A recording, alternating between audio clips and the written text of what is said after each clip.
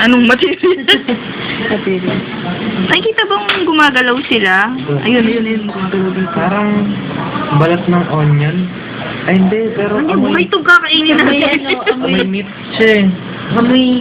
Amoy Octopus nga yan. Yung sa loob yung octopus eh.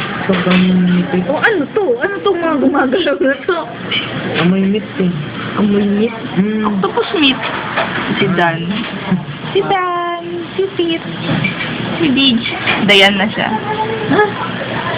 Dayan na Mau. yung tawag Proud yan. Dabahin na si Beach. Oh, kainin nyo na ng buhay. Dali. Kainin nyo ng buhay. Parang makaya. Parang walang gusto kumuha tuloy yun. Kung hindi, kung tatanggalin ba natin, buhay pa rin ba sila? Oo nga. Alin ba pwede kukunin tas buhay pa rin?